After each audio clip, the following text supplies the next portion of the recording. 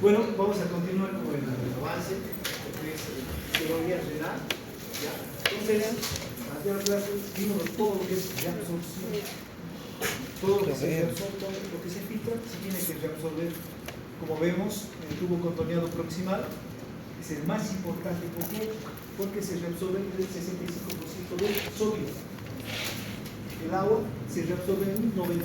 Y como hay reabsorción del sodio, también va a haber reabsorción del cloro.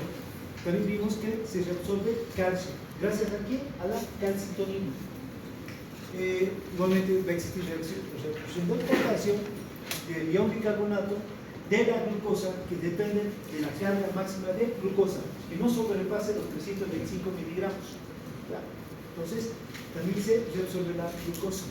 Igual hay reabsorción de algunos aminoácidos y igualmente secreción de ion bicarbonato. En el tubo, en el asa de Henle, la rama descendente, entonces aquí principalmente se reabsorbe agua, ¿ya? y ingresa sodio. En la rama ascendente de Henle, tanto la de grasa como la gruesa se caracteriza por ser impermeable al agua, y aquí se caracteriza porque va a salir sodio hacia la rama descendente y igualmente se retiene potasio, calcio y magnesio. O sea que el sodio que sale, sobre todo de la rama gruesa, va a recircular y va a ingresar por la rama descendente. ¿Qué dijimos en el tubo contorneado distal? Como sabemos, las células del cepillo están disminuidas, tienen menos mitocondrias, lo mismo que el tubo colector. Entonces, aquí para la reabsorción del sodio depende sí o sí de la aldosterona. Entonces, se reabsorbe el sodio, igualmente va a arrastrar cloro, por lo tanto, igualmente, de aquí se secreta potasio. Esto pasa en el tubo contorneado distal y en el tubo colector. ¿Quién más actúa aquí? La hormona antidiurética, que hace reabsorber agua, donde en el tubo contorneado distal y en el tubo colector. ¿Ya? Y vamos a ver que también, gracias a esta hormona antidiurética, existe reabsorción de urea. Entonces también se reabsorbe la urea. Ahora, como vimos, también existe el mecanismo por el cual se forma la orina diluida y la orina concentrada. Como vimos, el plasma tiene una osmolaridad de 300 miliosmoles. Entonces, este ultrafiltrado del plasma que se produce a nivel de los glomérulos, esta filtración, va a pasar al tubo contorneado proximal, y tiene la misma osmolaridad del plasma, o sea, 300 miliosmoles. Entonces, cuando, digamos, en nuestra rutina diaria, ¿cuántos litros de agua tomamos generalmente? 2 litros, 2 litros y medio, mucho dependiendo del tamaño y peso de la persona, la cantidad de agua que tomamos, pero, digamos, igualmente va a tener una osmolaridad de 300 miliosmoles. Y cuando esta persona orina, más o menos dice que la osmolaridad es de más o menos 600 milimosmoles. O sea, esto estoy hablando cuando no hay formación de orina diluida ni orina concentrada. Es la osmolaridad normal de la orina. Ahora, ¿qué pasa cuando se forma orina diluida? Ya, como vemos aquí, hemos explicado, estos 300 milimosmoles que está aquí en el tubo contorneado proximal, continúa, llega al asa descendente de Henle y la osmolaridad aumenta a 400 milimosmoles. ¿Por qué? Porque hay ingreso de sodio. ¿De dónde llega este sodio? Del asa ascendente. De ahí llega este sodio. Entonces, por eso aumenta la osmolaridad en 400 miliosmoles. Llega a la horquilla del asa de Henle y la osmolaridad está en 600 miliosmoles. ¿Por qué? Porque ha seguido ingresando sodio. Ahora, en la rama ascendente cambia. ¿Por qué? Porque tanto la delgada como la gruesa es impermeable en agua. Entonces, lo que aquí se va a retener es sodio principalmente. ¿Ya? Entonces, este sodio y cloro que se están reteniendo, que vemos aquí, van a recircular sobre todo el sodio, vuelve a ingresar por la rama descendente. Entonces es por eso que la osmolaridad estaba en 600, va disminuyendo en 400, 300, 200, y cuando llega al tubo contorneado distal, llega con 100 miliosmoles. Y para que haya formación de orina diluida, ¿qué tiene que pasar? No tiene que haber participación de la hormona antidiurética. Y si no hay participación de la hormona antidiurética, no se va a reabsorber agua. Por lo tanto, la osmolaridad va a disminuir mucho más. ¿Por qué? Porque hay mayor concentración de agua en comparación a solutos. Es por tanto que la osmolaridad va a ser de 50 miliosmoles. Hay mayor concentración de agua que de solutos. ¿Ya? Lo contrario pasa aquí. ¿Ya? Donde dijimos, ¿cuándo se da esto? La orina diluida. Cuando tomamos mayor cantidad de agua. Por ejemplo, de golpe se toma 2-3 litros de agua y a los 45 minutos la persona va a estar orinando orina diluida. Si ustedes experimentan esto, tomen 2 litros de agua mineral y a los 45 minutos van a tener una orina clara. Entonces, eso es la producción de orina diluida. En cambio, cuando es una orina concentrada, ¿cuándo se da? Cuando existe deshidratación, pérdida de agua y electrolitos. Entonces, ¿qué hace el riñón? Estos 300 miliosmoles que se producen en el tubo contorneado proximal, entonces llega a la rama descendente, existe mayor llegada de sodio. Es por eso que la osmolaridad sube a 600 miliosmoles, llegando a la horquilla con una osmolaridad de 1200 miliosmoles. Entonces, como ustedes saben, la rama ascendente delgada y gruesa es impermeable al agua, y aquí existe pérdida de sodio y cloro. Por lo tanto, la osmolaridad sí va a ir disminuyendo de 1200, por ejemplo, va a llegar a 800, 600, 400, hasta que llega al tubo contorneado proximal con 100 miliosmoles. Pero aquí existe participación de la hormona antidiurética. O sea, cuando hay deshidratación, participa la hormona antidiurética. ¿Por qué? Porque tiene que retener agua. Entonces, retiene el agua, como vemos aquí, tanto en el tubo contorneado distal como en el tubo colector. Entonces la orina se hace concentrada. ¿Por qué? Porque tiene mayor cantidad de solutos, llegando a una osmolaridad de 1200 miliosmoles. Es por eso que si usted va al baño, cuando se sufre una deshidratación, la orina es oscura, colúrica quiere decir. ¿Ya? ¿Por qué? Porque tiene mayor concentración de solutos.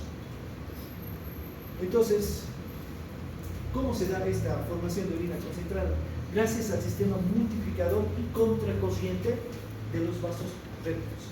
Entonces, como vemos aquí tengo los vasos rectos que se encuentran tanto en la rama ascendente como en la rama descendente de Henle. ¿Dónde se da sobre todo esto? En la, ¿cómo se llama? Se da sobre todo a nivel medular del riñón. Como usted sabe, el riñón se divide en una corteza y en una médula. Entonces, la médula, ¿verdad? El 25% de las asas de Henle aquí son más prolongadas, ¿ya?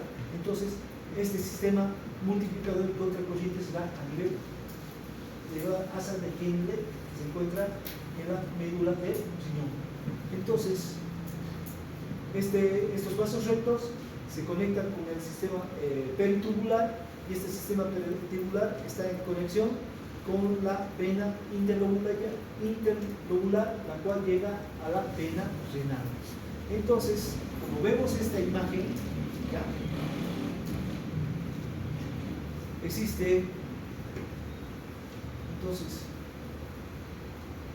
veamos, tubo contorneado proximal, existe 300 miliosmoles. Llega al asa descendente Henle y la osmolaridad va subiendo 600, 800, 1000, hasta que llega a la horquilla de la sangre con 1200 miliosmoles. ¿Por qué? Porque hay ingreso de sodio, de cloro y de urea en toda la rama descendente. ¿De dónde viene este sodio, cloro y urea? Viene el sodio y cloro, sobre todo, viene de la asa de Henle, de la rama ascendente, y la urea está viniendo del tubo colector. Entonces existe un sistema por el cual, gracias a este sistema venoso, entonces hay una conexión con la rama descendente. Entonces, y si vemos aquí, en la rama ascendente comienza a disminuir la osmolaridad, 900, 600, 300, etc. ¿Por qué? Porque hay fuga de solutos. Aquí es impermeable el agua, el sodio y cloro está escapando al espacio intersticial y de ahí entra a estos vasos rectos. ¿Para qué? Porque mediante esos vasos rectos va a pasar nuevamente a la rama descendente de Henle. ¿Ya? Entonces hay una recirculación de los electrolitos, hay una recirculación del sodio y del cloro.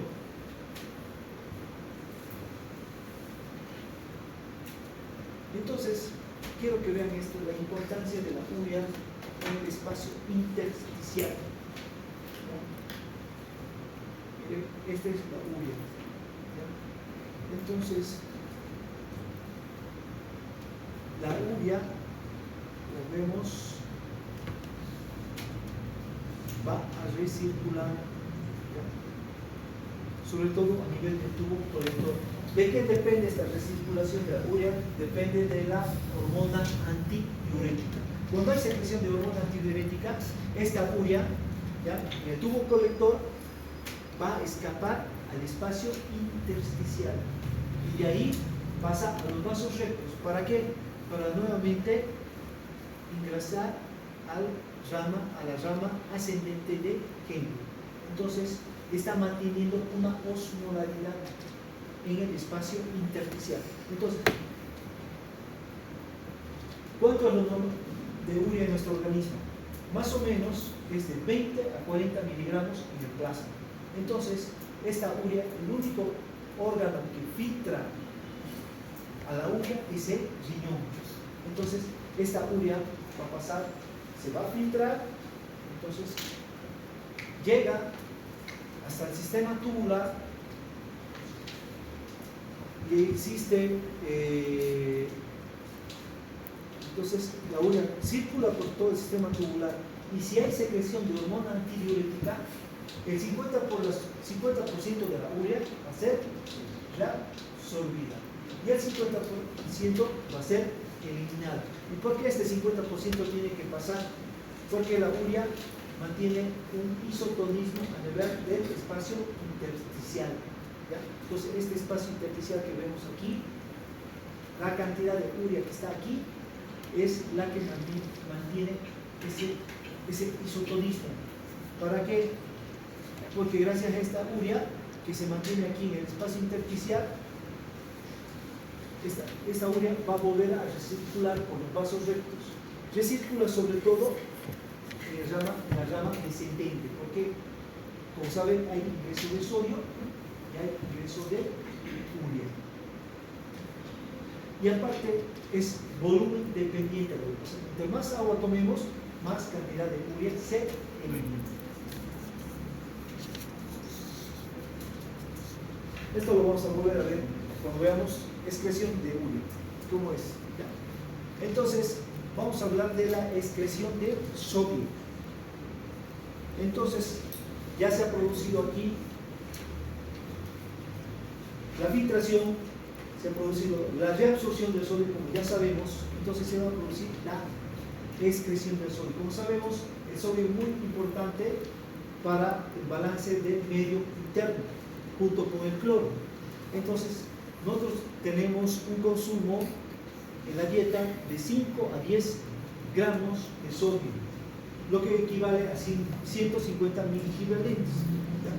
Entonces, este sodio se va a filtrar, ¿ya? Entonces, la filtración del sodio más o menos equivale a 26.000 equivalentes litro. ¿Ya? Entonces, cuando este sodio pasa al tubo contorneado proximal, se va a resolver en un 65%. Esa es la resolución a nivel del tubo contorneado proximal. Entonces, luego pasa al tubo, al asa de Heller, a la rama descendente. Como sabemos, aquí no existe reabsorción. Luego llega a la rama descendente, pero ascendente, y sobre todo la reabsorción se da a nivel de la rama gruesa, donde la reabsorción es en un 27%. Y luego llega al tubo contorneado distal. En el tubo contorneado distal, la reabsorción depende de la aldosterona, y aquí la reabsorción del sodio va a ser en un 8%. Entonces, finalmente, esta reabsorción de la aldosterona sobre todo es a nivel del tubo contorneado distal, como sabemos, en un tubo colector. Entonces, con toda esta reabsorción, lo que se va a excretar en la orina son los 150 microequivalentes litro. Entonces, lo que se consume en la dieta se elimina en la orina. Entonces, esta excreción de 150 microequivalentes litros sería normal.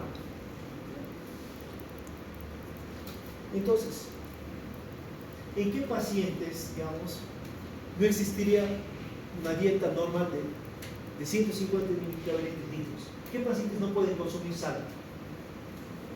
¿Le dan qué? Pacientes hipertensos o que tengan problemas cardíacos. En ellos, entonces, tiene que tener una dieta hiposódica. No se cumpliría esto. ¿Qué otros pacientes? Pacientes renales. Entonces, pacientes que tienen algún problema de insuficiencia renal, igual, no cumplirían esta dieta de 150 microequivalentes litro. En esos pacientes, no. Ahora, ¿qué hormonas participan en la retención de sodio? Primeramente, como dijimos, la aldosterona. La aldosterona le va a reabsorber el sodio tanto en el tubo contorneado distal como en el tubo colector. Luego tengo la angiotensina 2. Como sabemos, esta también es una sustancia autacoide. Entonces, también favorece la reabsorción del sodio. Y por último, tengo el ácido natriurético auricular. Como saben, este se produce cuando hay distensión de las paredes de la aurícula, sobre todo la aurícula derecha. Entonces, porque hay gran cantidad de líquido, hay gran cantidad de retorno venoso, entonces, ¿qué hace este péptido natriurético auricular? Se opone a la aldosterona, no deja que se reabsorba sodio.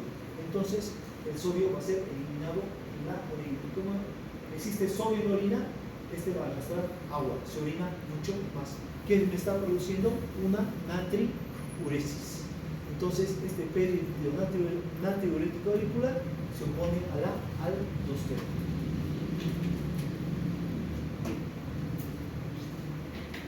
¿Dónde actúa esa angiotensina? Esto me olvidé. La angiotensina actúa a nivel del tubo contorneado proximal.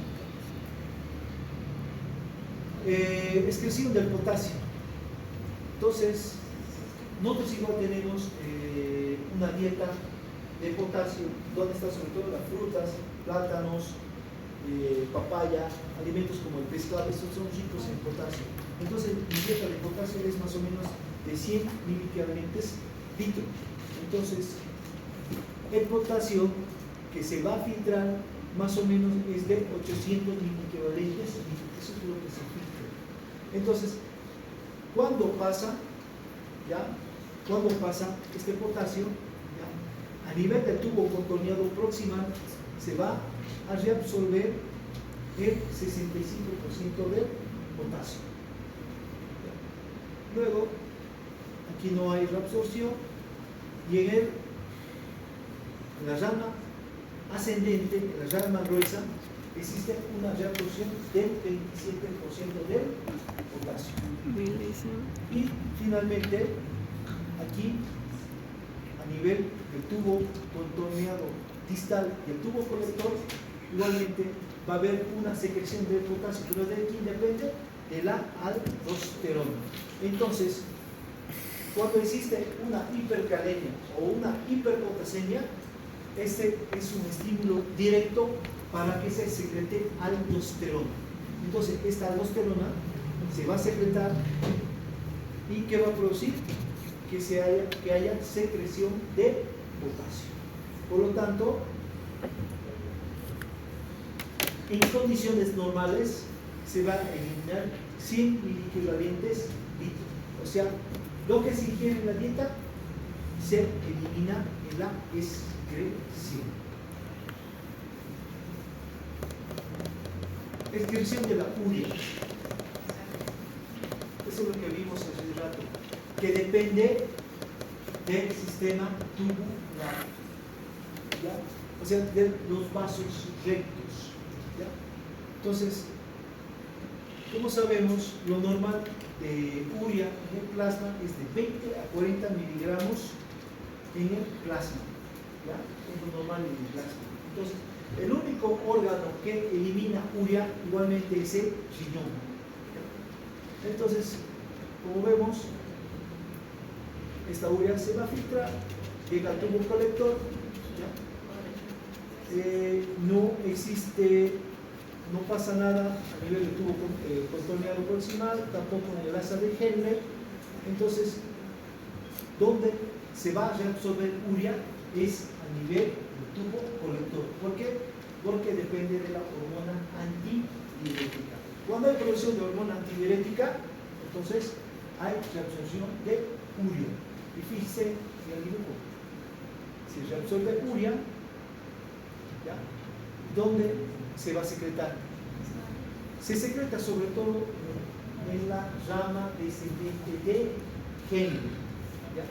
También indica algo en la rama ascendente, pero sobre todo es en la rama descendente de Henle junto al sodio, porque ahí se recupera la urea, ¿ya? Entonces, este es el modo. ¿Y por qué?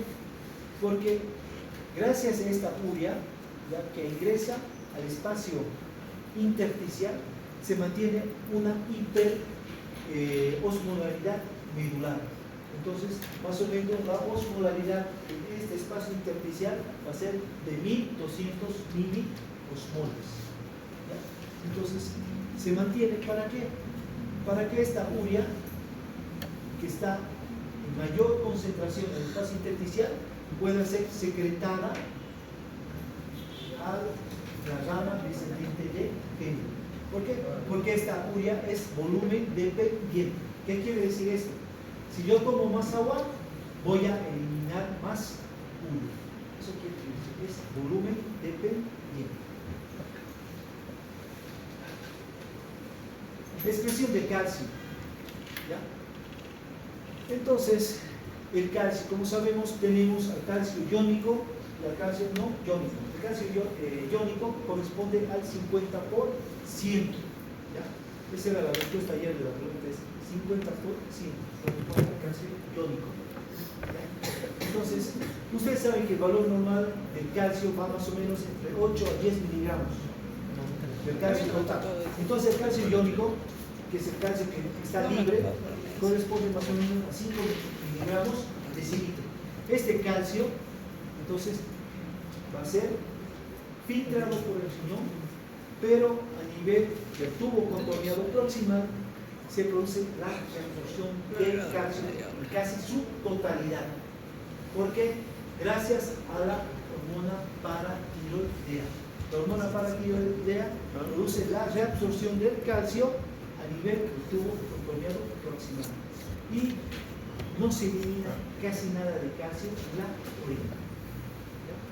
Entonces, esto en cuanto a la reabsorción del calcio. Bueno, quedaremos aquí.